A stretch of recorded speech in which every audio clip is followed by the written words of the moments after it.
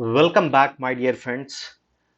RRB clerk mains का exam हो गया है और हम लोग उस पर डिटेल्ड रिव्यू उसका लेंगे कि आखिर आपका पेपर इजी था या टफ था और आपका क्या सेफ अटेम्प्ट होना चाहिए आज के एग्जाम में, ताकि आपका क्लियर होने का चांसेस ज़्यादा बढ़ जाए।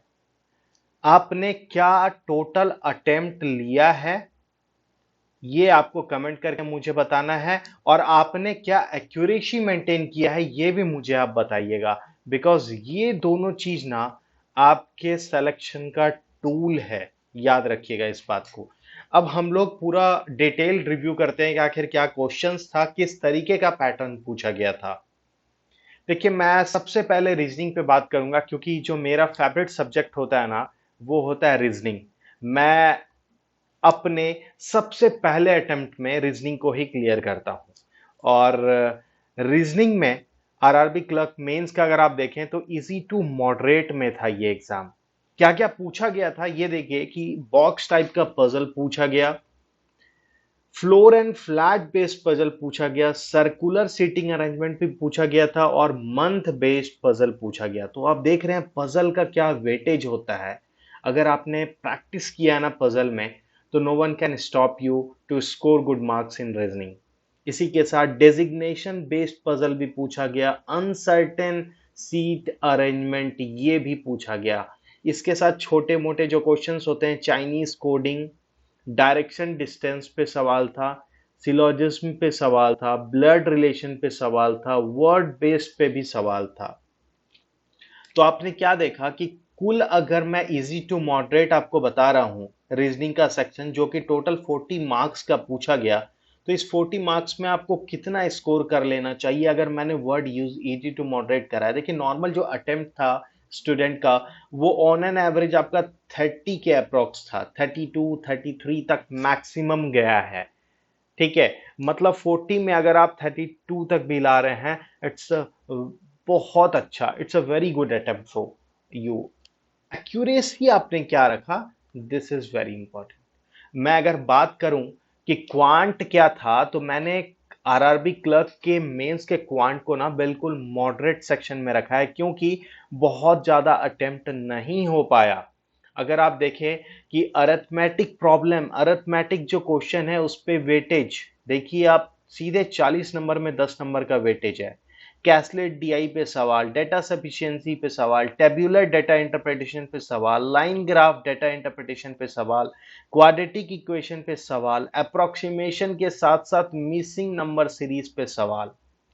और ओवरऑल जो स्टूडेंट का इसमें अटेम्प्ट रहा वो टोटल 15 17 18 यही रहा, नॉट मोर देन दिस। हाँ, और एक मैंने स्टूडेंट को देखा था जिसमें कि 20 प्लस का अटेम्प्ट था। ठीक है, अभी तक जो मैंने बात किया। अब आप ये समझे कि अगर ऑन एन एवरेज आपका 20 तक पहुंच रहा है क्वांट में, तो बहुत अच्छा अटेम्प्ट है क्योंकि आपका ही नहीं बल्कि सभी के लिए एग्जाम टफ होगा। इट मींस कि क्वांट का सेक्शन।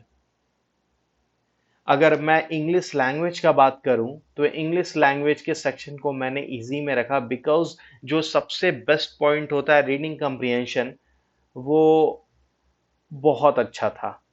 इसके साथ साथ सेंटेंस रीअरेंजमेंट, वर्ड स्वैप, पारा jumble, match the colon, feelers, error detection. देखिए, एरर डिटेक्शन तो मैंने देखा कि कुछ ऐसे सवाल थे जिसमें कि नॉर्मली आप ए एन को अगर पकड़ लेते तो वहां से भी एरर निकल जा रहा था। तो इंग्लिश सेक्शन में भी आपका स्कोर अच्छा गया, लगभग पर 20 22 23 के आसपास तक का स्कोर, मतलब अटेम्प्ट जा रहा था। तो ऑन एन एवरेज अगर देखा जाए कोई स्टूडेंट इसमें 20 to 23 24 तक भी अटेम्प्ट लिया है तो बहुत अच्छा है। मेन क्या है कि इंग्लिश में आपको ये पता नहीं चलेगा गलत है या सही, बट एक्यूरेसी अगर रहा तो बहुत अच्छा स्कोर हो जाता है 20 अबव। अगर मैं कंप्यूटर की बात करूं, अच्छा इसी में सेम अगर देखें आप हिंदी पे, तो हिंदी में मैं डिस्कस नहीं कर रहा हूं क्योंकि बहुत किसी का अटेम्प्ट हिंदी में नहीं जाता है। बट यस, अगर कंप्यूटर का बात किया जाए तो सवाल आपको इनपुट आउटपुट डिवाइसेस से पूछा गया, एक्सेल पे भी पूछा गया था, लेजर प्रिंटर पे पूछा गया, वर्ड प्रोसेसिंग पे पूछा गया, आज के यूपीआई पे पूछा गया था, पावर पॉइंट पे पूछा गया, शॉर्टकट कीज से थोड़ा पूछा गया, डिजिटल टू एनालॉग पे थोड़ा पूछा गया था। तो इन सभी चीजों में आपका क्वेश्चंस देखने को मिला। ओवरऑल देखें तो इजी टू मॉडरेट में ही आपका कंप्यूटर का सेक्शन रहा था। और ऑलमोस्ट ऑलमोस्ट मैं बताऊं कि लगभग जो आपका अटेम्प्ट रहा था कंप्यूटर में वो 25 का रहा। सबसे अंतिम और सबसे इंपॉर्टेंट अगर जनरल अवेयरनेस का बात करूं ना, तो देखिए सबसे पहले G20 पे पूछा गया सवाल। G20 के साथ साथ आपने देखा कि अफ्रीकन कंट्री अब G21 हो गया। दैट मीन्स कि अफ्रीकन कंट्री को जो इंक्लूड किया गया उस पे सवाल आपको देखने को मिला।